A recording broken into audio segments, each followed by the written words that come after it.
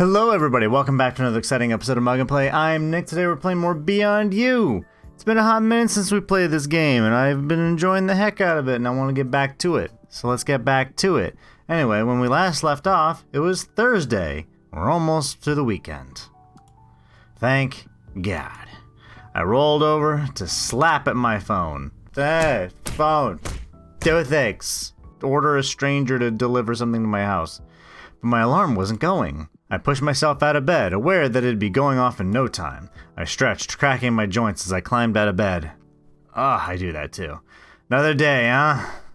Yep, another day. Like I said, it's like I was waiting for the sun to turn on. It's like another day.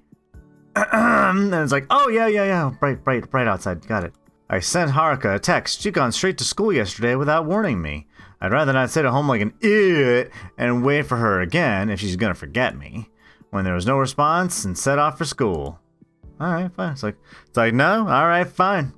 With the weekend coming up, I'd have some free time. Maybe I should make some plans or something for once. I stumbled into a group of friends after all, and it could be fun to show them around. Though they must live nearby or close enough to get into the school. Would everyone want to do the same thing, or would I have to ask only one of them out? I'd have to think about it.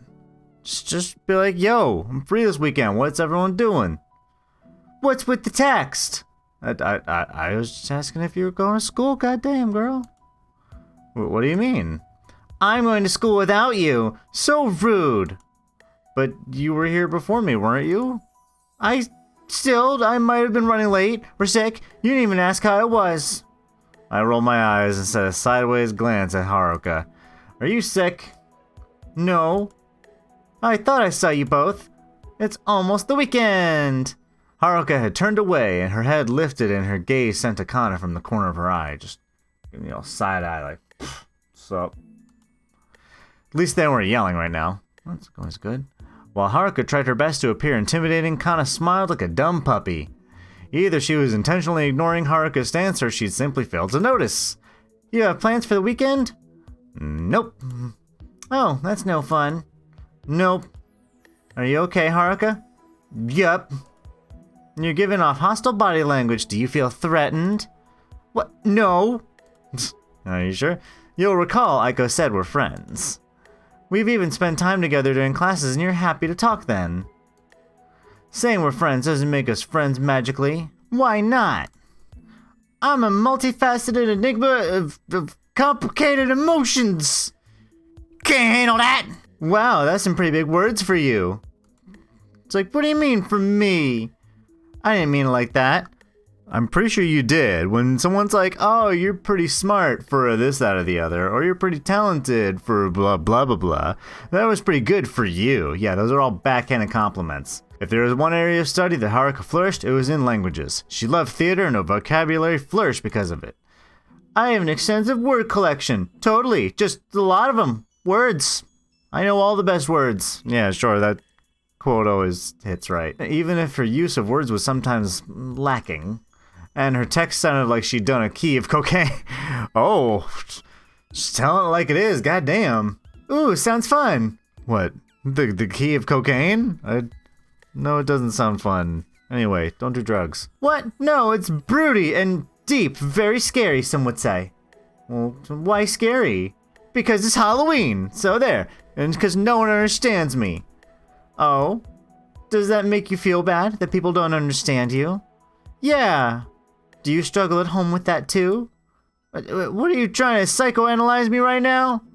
If I was, how would that make you feel? Alright, now you're a little on the nose, alright? Alright, Kana. Stop it! Well, I still want to be your friend. It's okay to be broody or scary as long as you don't hurt people. Well, duh, I don't hurt people. At least Haruka seemed to have gotten used to being around Kana.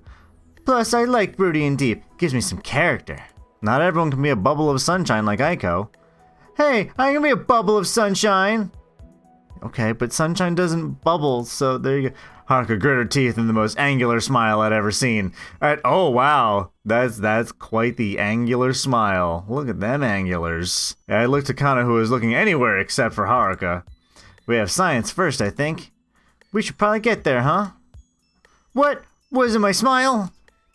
Sure. He's like, no, your smile is great. We made our way to class with Kana at my right and Haruka at my left. Neither of them spoke, though the tension that had arrived with Kana seemed to lift. Haruka was all bark and no bite. Couldn't place why she was so protective. Had she always been so ready to snap at others and I'd failed to notice? I don't know, maybe. You never know. You could be smart in some ways and idiot in other ways. The first topic we'll be covering is that of genetics. I for a split second almost thought that said genitals, and I was ready to be like, this is that kind of game after all? I've been bamboozled, but it turns out it's not. A collective grumble and groan formed across the room, except for Aiko, who seemed to perk at the mention. I opened my notebook and textbook and aligned them on my desk. Others moved at a slower pace, but once they settled, Mr. Saito set to his lecture. The study of genetics can be defined as the study of hereditary and the variation of inherited characteristics. I hope you'll all remember your Punnett squares, because I will not be going over them. This is usually specific to organisms, organic or inorganic. This phenomenon has been observed for the past millennia. Who is cited for having first documented genetics? I don't fucking know. Charles Darwin, Gregor Mendel, Johann Friedrich Miescher, or John Hall. I'm gonna go with Darwin. That's what I can only assume. He developed and proposed a theory about evolution. Not exactly the same thing. Oh, I was wrong. Much of our knowledge of genetics is developed thanks to testing the population for diseases. In the interest of understanding how to protect ourselves, we've come to learn more about ourselves. Just gonna do all that and expect me to question it? I don't think I didn't see all that. That's what I saw. For as long as we've been able to detect identity genetic traits, we have sought to control the outcome. What is all that I'm seeing on the screen? Mice bred to become better athletes and even crossbreeding dogs until it is the desired traits. That's scary. What is it? One can quantify certain attributes, but elements such as intellect, empathy, social graces, these things vary. Unfortunately, humanity tends to be self-involved to the point where we're causing physical pain to system failures within which we create. I'm seeing a system failure on the screen right heckin' now. That's some scary shit. What is it? It's cruel to match dogs with good temperaments in the interest of a better companion. I don't know. Beyond that, there is talks of children being bred and baked into the perfect progenies. At least on a genetic level. Yeah, I guess so. Can science perfect something akin to a soul for the sake of satisfying the humans it's meant to be a companion to? I don't know, but can we address this glitch problem that the room is having right now? Can we just have someone come out to look at that? And if a child is detected as unhealthy in the womb, is it kinder to end its life there and then, or allow it to crawl through life? I don't know. This is more about morals than genetics at this point. At one point, it's no longer about the health of that which is being created, and about the health of society as a whole. I don't know. I'd rather address this glitch problem right now. The classroom remains silent, aside from notes being scrawled down. Are you sure? Because I'm seeing the blippy blaps on screen. An apt example of gene modification was in a set of laboratory mice. While they stood to improve the memory of the mice, they failed in other areas. The mice were given heightened memory and the ability to learn, but in turn they were incredibly sensitive to pain. Oh, that's some scary shit. The balance of traits is difficult to strike. Evolution has taken care of humanity thus far, but with the search for heightened technology and a better future, these questions have become quite real. None of these tests have passed on to humans as of yet, but with the advancement of other technology, there is a potential for experimental growth. Silence continued, though there was little space to speak. It's true, but again, I'd like to address that glitch problem that seems to have cleared up, but I want answers about it. Mr. Saito is speaking hypothetically, of course, but usually teachers lingered on practical rather than philosophical. I shook my head to straighten out my thoughts. Genetics has spread to other areas of technology. As class rounded off, I watched Haruka bolt out of the room. I blinked once, twice, unsure of where she could be off to in such a hurry. Instead, I was left with the remainder of my group, though Yumi and Aiko appeared to be talking in sign language. I can't make out what they're saying, but it's gotta be bad. I don't think I've ever seen them fight, and given they spoke through sign language, it's hard to tell. Until Aiko rushed out the door. It's like, I can't tell if one of them is displaying some angry sign language, meanwhile one of them is over there just like... And meanwhile Danielson's like, they're saying something emphatically, but what? Oh, okay, Aiko rushed out the door, but let's check on Yumi. Like, Yumi, what's up? You alright?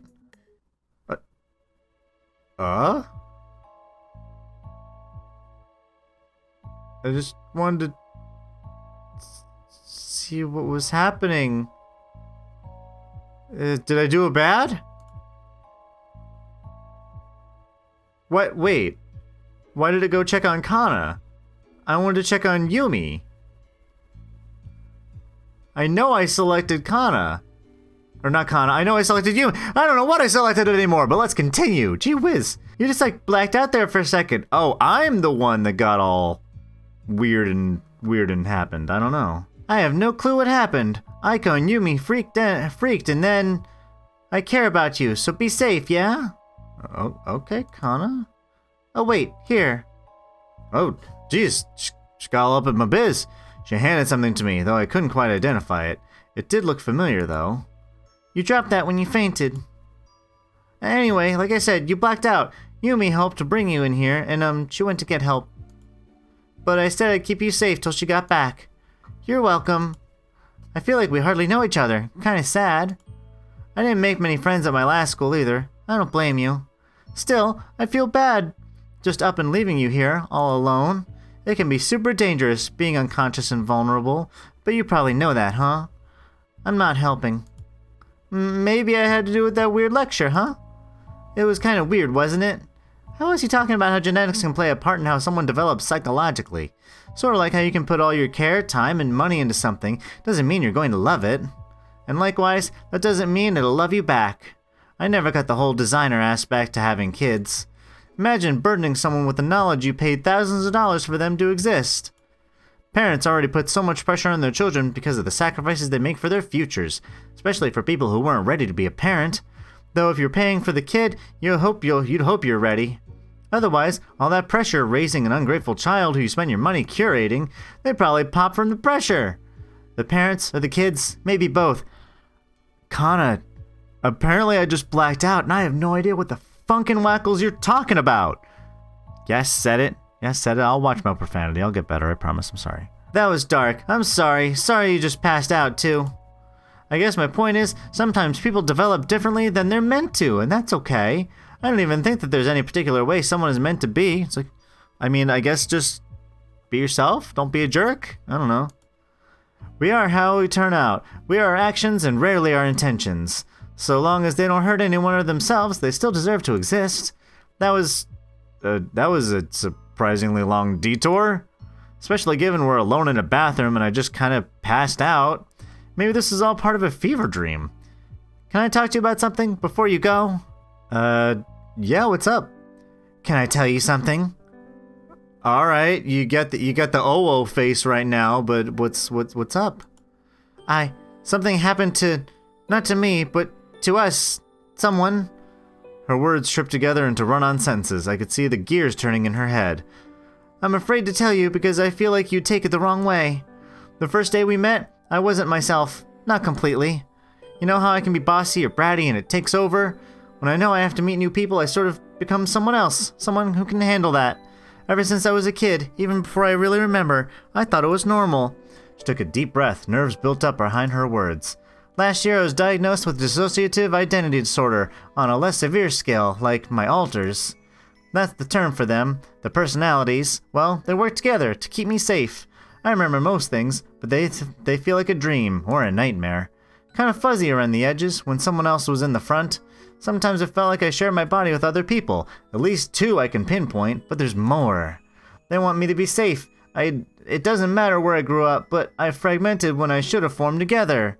I've only had a few deeper losses of memory. I know I saw my sister die. I don't remember it, but one of them does. Okay.